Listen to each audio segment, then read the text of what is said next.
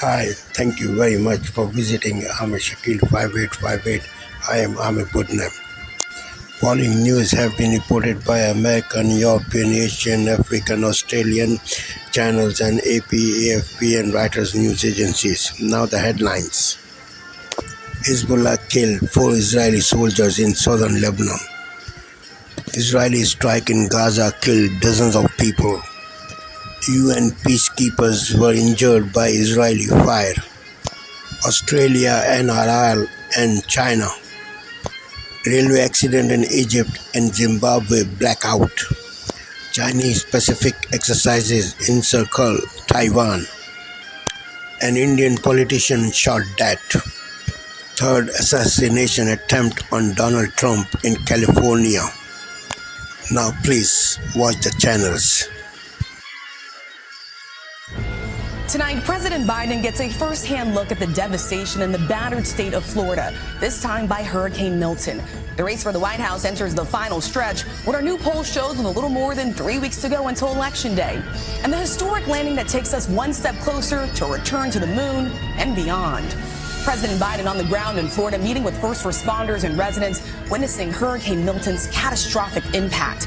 Falling trees, piles of debris, destroyed homes and businesses, hundreds of thousands still without power.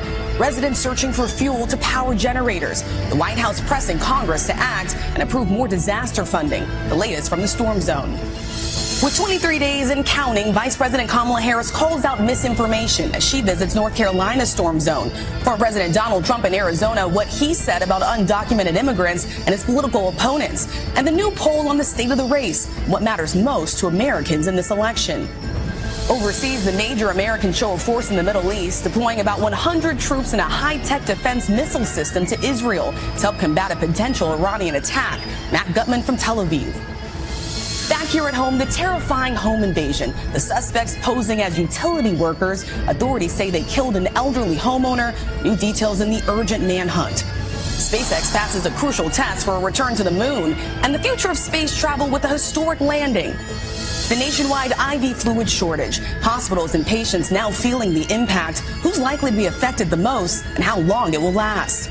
Could America's biggest sporting event one day take place overseas? What the NFL commissioner had to say about the Super Bowl.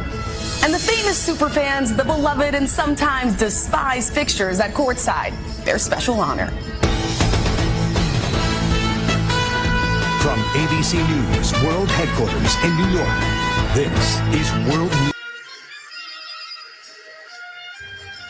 Tonight, as Election Day gets closer, we are tracking 2 headlines, including the latest on an arrest near former President Trump's California rally, as our new polling shows he has pulled even with Vice President Harris. In Coachella, the suspect released, according to police, after being taken into custody near a Trump event, accused of illegally possessing multiple guns. Also tonight, the tight presidential race getting even more competitive in our new NBC News polling, with just 23 days until Election Day. President Biden seeing the devastation for himself in Florida today, with the hurricane recovery ramping up, all as some homeowners are getting their first look at the damage. In the Middle East, at least 4 UN peacekeepers hurt in Lebanon, as Israel's prime minister warns them to evacuate. An urgent manhunt here at home. These suspects accused of impersonating utility workers before killing a man and tying up his wife in their own home. Where this investigation goes next. SpaceX making history today, and there's a catch. Literally, what this scene could mean for the future of space exploration. And our inside look at how the NFL is using cutting-edge technology to try to keep players safer. This is NBC Nightly News with Hallie Jackson. Good evening. Tonight, surveying the disaster. President Biden visits Milton-ravaged Florida as recovery efforts pick up. Some individuals, it was cataclysmic. Many still without power or gas. I'm Tom Hansen near Treasure Island, Florida, where the piles of debris keep growing. Damage from Hurricanes Helene and now Milton. Also tonight, it's going to be a tight race. And we're leading in the polls. New CBS polling, the race in the battlegrounds tightens. The vice president's campaign today trying to get men to look up. Widening war. The U.S. sends an anti-missile system to Israel and the troops to operate it. Tensions with Iran high. A Hezbollah drone attack targets Israel. I'm Deborah Petter in Beirut, where moving American troops to Israel could run the risk of inflaming an already escalating conflict. Plus, unprecedented feat. SpaceX launches a Starship rocket, then catches it on its return. And later, an autograph book like no other. Thousands of signatures, some famous, many forgotten, gathered by a man who walked the world to collect them. He obviously was not shy. You think? That's a fair, you can make that supposition. The man was not scared to ask to come into your home. This is the CBS Weekend News from New York with Jerika Duncan.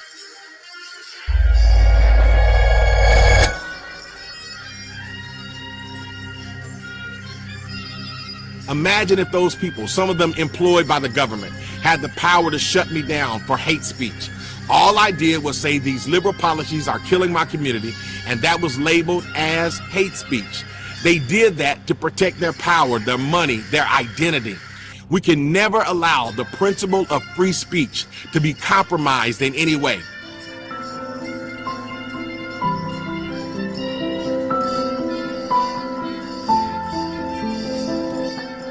Hello, America. I'm Pastor Corey Brooks. From the south side of Chicago to the nation's capital, this is Rooftop Revelations. Many of you know me as the Rooftop Pastor. I recently spent 343 days living on top of a roof through Chicago's cold and heat to bring awareness to the violence and to raise money for this much-needed community center that you see being built behind me. And because of the many donations from Americans just like yourself, we are raising the needed funds for this glorious leadership and economic community centers. We aim nothing less than the full transformation of Chicago's most violent block, O Block, into Opportunity Block. Here we discuss issues, local to national, from the streets to the Capitol. For you who have been on the journey with us, welcome back. And if this is your first time watching Rooftop Revelations, we're glad you're joining us for this latest edition of Rooftop Revelations. Kamala Harris, picked for Vice President Tim Walz, has repeatedly claimed during the campaign that there's no guarantee to free speech. The aspect that he targets is hate speech. However, the Supreme Court has stated that our Constitution's First Amendment protects even hate speech. One may argue that one should not have the right to call a gay man or a black man a derogatory name, but that is not the point here. The First Amendment protects the views and opinions that our government may label as hateful. I'm thankful for that, for I would not be where I am today without free speech. When I first moved to Chicago from Indiana over 30 years ago, I kept my mouth shut. The liberal politics held sway over the black community, and one did not swim against the current. I saw many things I did not like, mainly the continual reinforcement of black dependency on the government. I saw the failures in education and the job market that did not have to happen. I saw teens mapping their families around government policies. I saw far too much, and I kept my mouth shut. I fear the repercussions of speaking out. The penalty for a black is... France 24 correspondents around the world.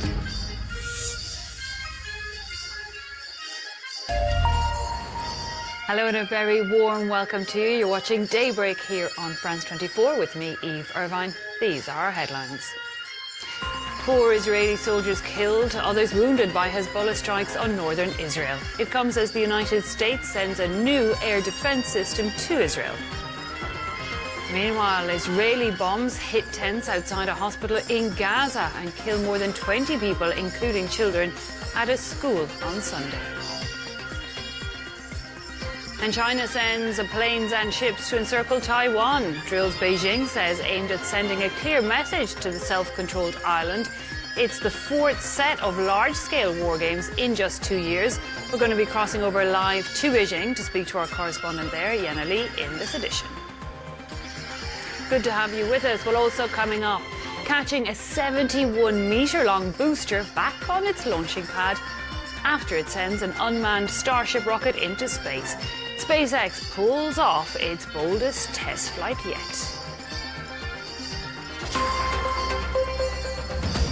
Starts October 28 on ABC TV and ABC iView.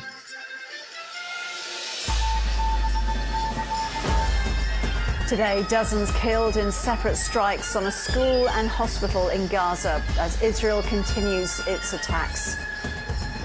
Hezbollah drones penetrate Israel's Iron Dome, killing 4 soldiers.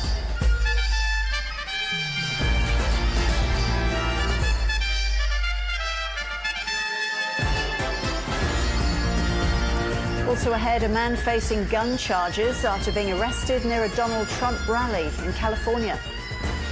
Australia urges Papua New Guinea not to sign a security pact with China. This is absolutely insane. And SpaceX celebrates after successfully recapturing a rocket booster.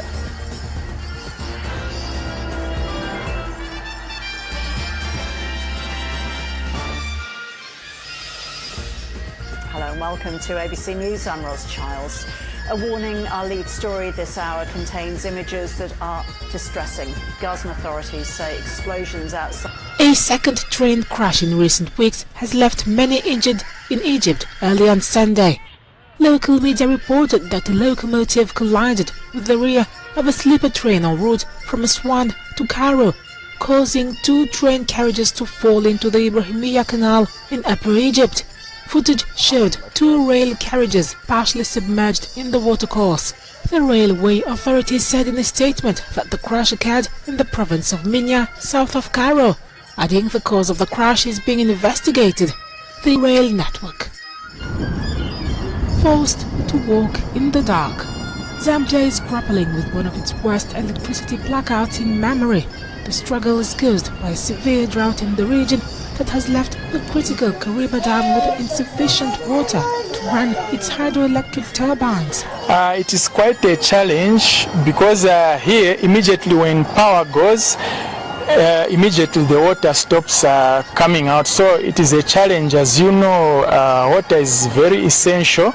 And then the other challenge is that, things in the fridge, she's even tired of throwing them off because of this same power outage, things are getting rotten in the fridge. The most fortunate have tried to ease the impact by investing in costly diesel generators. Experts have blamed the lack of diversity in the energy sector. Basically, to diversify our energy mix, the 85% dependency on hydro obviously has been a risk because we needed to have a mix of renewable and non-renewable energy sources so that in case one fails, we are not put in a crisis like the one we are in.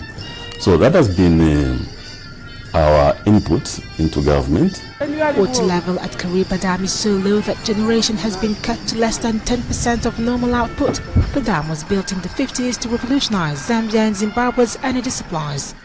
NGO Doctors Without Borders, also known as MSF, is calling on the various stakeholders in Sudan to facilitate humanitarian aid delivery to the Zamzam camp in the country's western region of Darfur.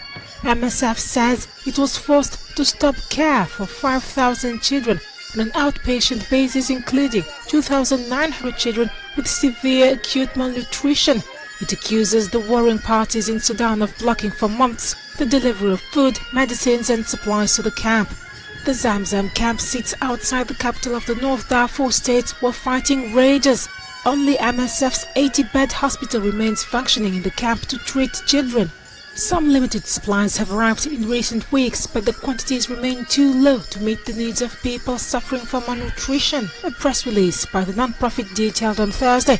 The camp shelters approximately 450,000 people. It attracted broader international attention as the IPC Famine Review Committee concluded in August that a famine was underway.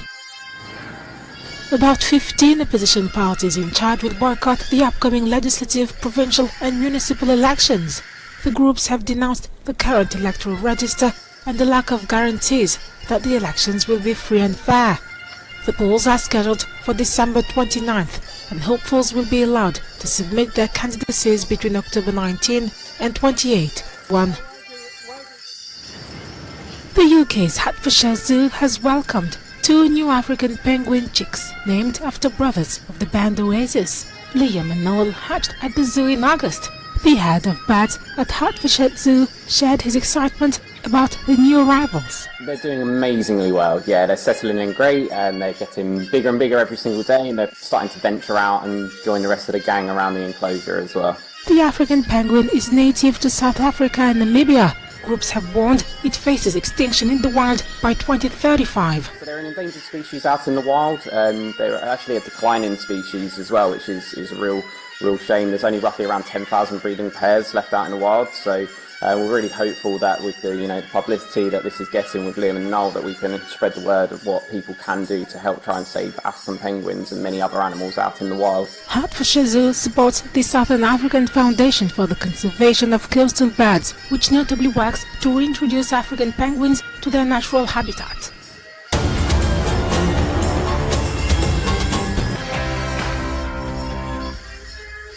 Police in America foil a potential third assassination attempt against Donald Trump. A man has been released on bail after being arrested outside a Trump rally in Coachella, California, carrying weapons and multiple fake identity documents. He's 49 years of age and he denies wanting to hurt the former president, as the police claim he belongs to far-right group Sovereign Citizens. Elsewhere, business leaders warn the government taxing jobs would threaten employment and damage investment ahead of the autumn budget. 10 more years of small boats. The Home Office sets aside £500 million to manage 2 migrant centres in a bid to curb illegal immigration. And with the Met warning a wet winter is on the cards, the Met Office will be looking at how prepared the UK is to deal with torrential rain on Flood Safety Awareness Week. Strictly Come scandal. Wyn Evans and Katja Jones speak out after an awkward on-air moment that received major public backlashes. Plus, as graduate salaries are falling, we're asking, are degrees worth the money?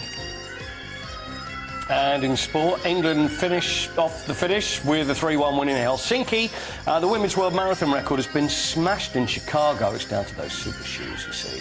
And in sailing, it looks like Britain's 163-year wait to win the America's Cup could go on just a little longer.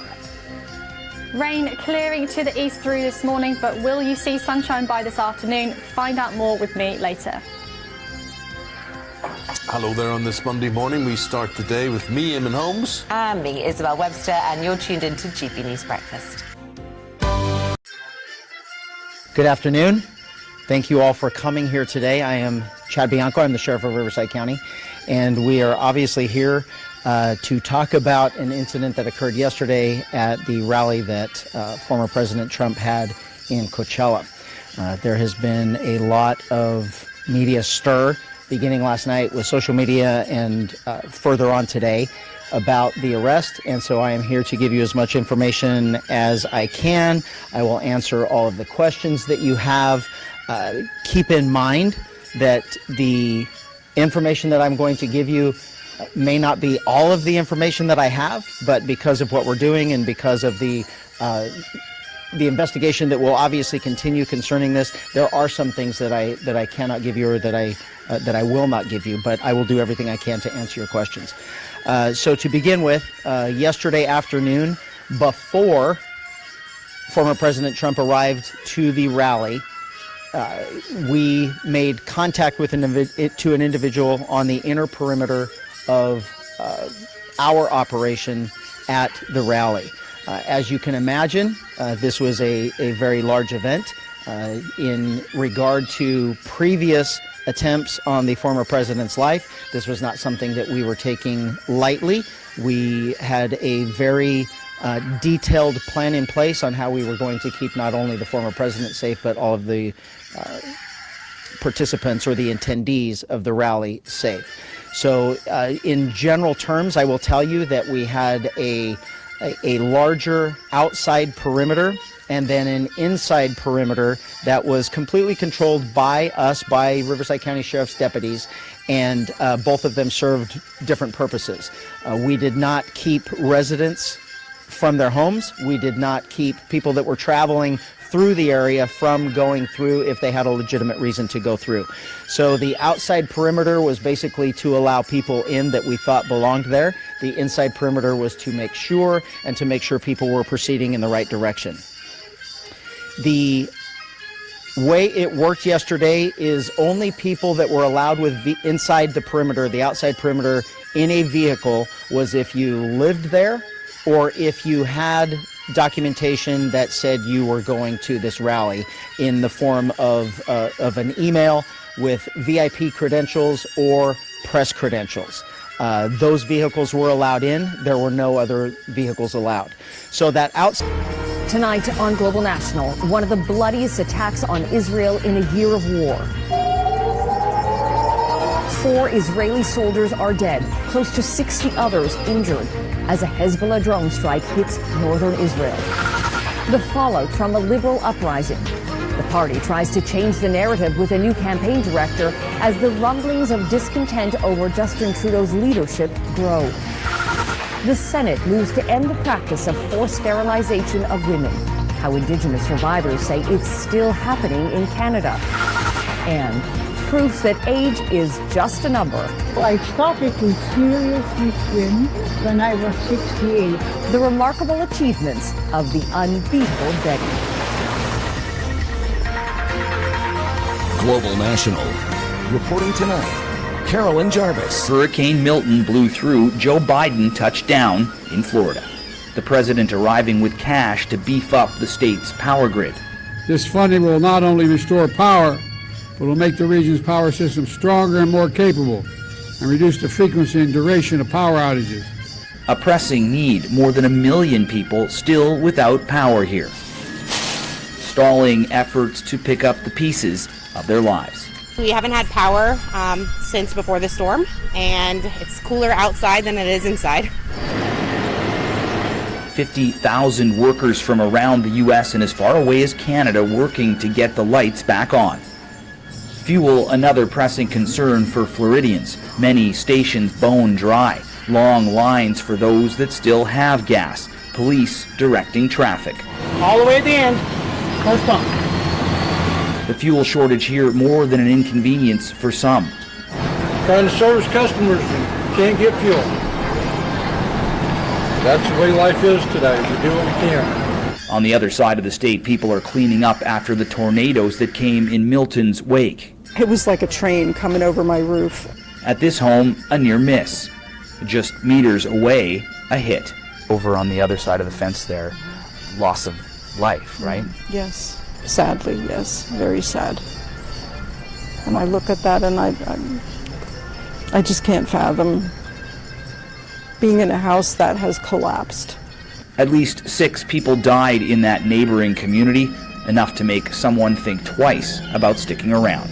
I don't think I'll buy a house and be here permanently. I want to be able to pick up and go. Well, that fear replaced by frustration at this community center, set up to help impacted Floridians get the help they need to rebuild. I'm telling you, it's broken.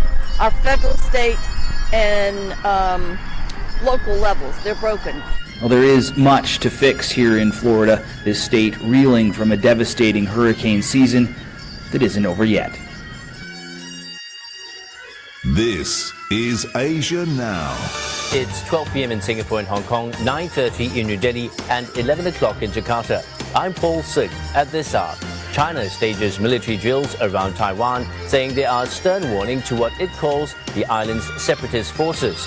Taiwan condemns the exercises as provocative, adding it has dispatched appropriate forces. Indian police arrest 3 suspects in the shooting of former Maharashtra Minister Baba Siddiqui. Authorities are investigating a potential gang connection, with the killing occurring ahead of key state elections due next month. The trial of Singapore's opposition leader and Workers' Party chief Pritam Singh gets underway. He's facing 2 charges of lying to a parliamentary panel over the case involving former WP MP Raisa Khan.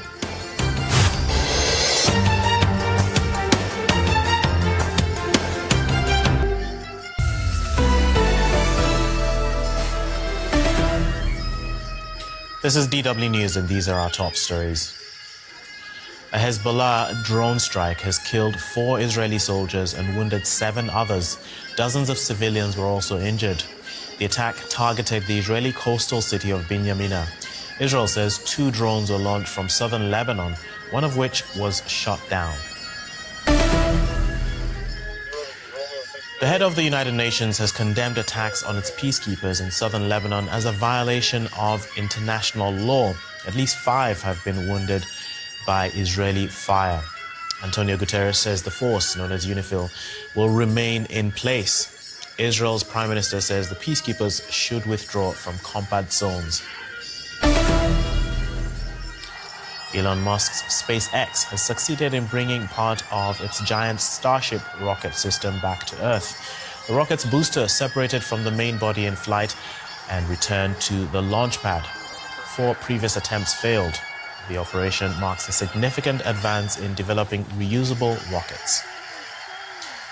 This is DW News from Berlin. You'll find a lot more news on our website, dw.com.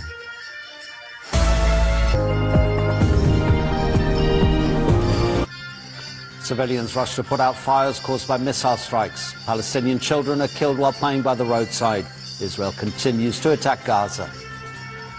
No food since the start of the month and forced to flee again. Palestinians in northern Gaza remain under siege. Hello, welcome to TRT World. We're live in Istanbul. I'm Adnan Nawaz, also on the programme. A Hezbollah drone attack kills 4 Israeli soldiers at an elite army training base in northern Israel. And as Benjamin Netanyahu calls on peacekeepers to leave southern Lebanon, Israeli soldiers attack a UN base.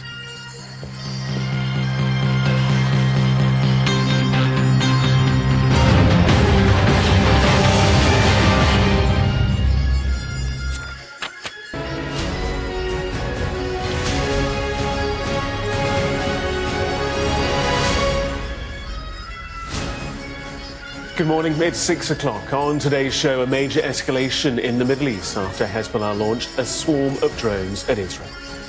Plus, the Prime Minister will open his investment summit this morning after a weekend of negotiations to save a £1 billion deal. Plenty of the day's news to come. Monday, the 14th of October. 4 Israeli soldiers are killed and dozens injured after a drone attack on an army base in the single biggest Hezbollah attack this year. Plus, 23 people have been killed in Gaza in consecutive Israeli airstrikes on a school-turned-shelter and a nearby hospital.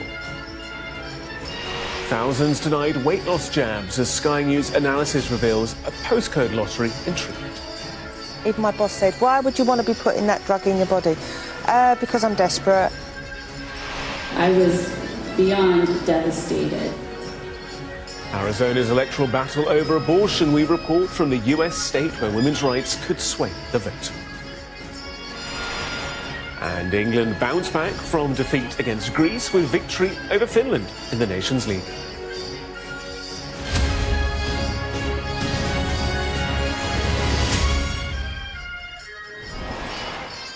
We start now with breaking news, and Israel says 4 of its soldiers have been killed in a Hezbollah drone attack on an army. The acoustic set. Taylor Swift, global superstar and recurring motif for the government's problems.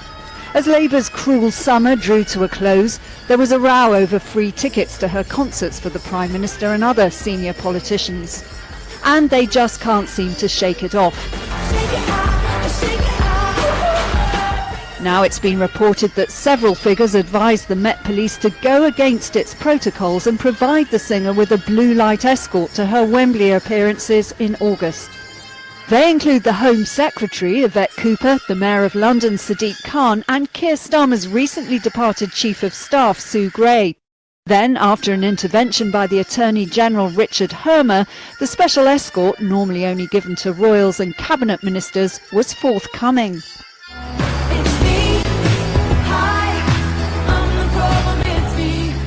When Taylor Swift's management threatened to cancel the concerts after her Vienna dates were abandoned following a serious security threat, it was felt it would have led to an embarrassing and economically damaging situation if they didn't go ahead in London.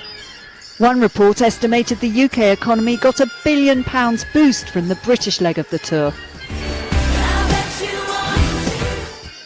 More economic benefits on this scale are what the government is after at tomorrow's International Investment Summit. DP World, who are promising a big bonanza for the London Gateway Port, are back on board. They threatened to drop out when the Transport Secretary Louise Haigh called them a rogue operator. Another shower or two for you, you'll get to 33.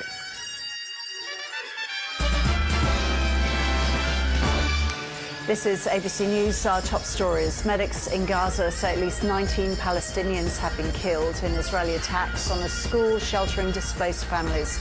Another strike outside a hospital has caused major fires with multiple people reportedly killed. Israel has launched a major operation in northern Gaza, trapping thousands of civilians, according to human rights groups. A Hezbollah drone attack has killed at least 4 Israeli soldiers and injured dozens more. The Lebanese militant group says it targeted the Binyamina military base with a swarm of drones. Hezbollah says it's in response to a spate of deadly Israeli strikes on southern Lebanon, including the capital Beirut. A man is facing gun charges after he was arrested near Donald Trump's rally in California. 49-year-old Van Miller was found in possession of 2 weapons and ammunition. The local sheriff says authorities likely prevented a third assassination attempt on the Republican presidential candidate. Papua New Guinea's bid to join the NRL could hinge on the government promising not to sign a security pact with China. Australia is closing in on a deal that would provide up to $600 million to help PNG get a team in the NRL. Australia's Minister for the Pacific, Pat Conroy, says the deal is about bringing the countries closer together. Aid workers in Gaza say Israel appears to be engaging in one of its most intense operations since the war started. Thank you for sparing your precious time. This is Amir Shakil. Have a good life. Bye-bye.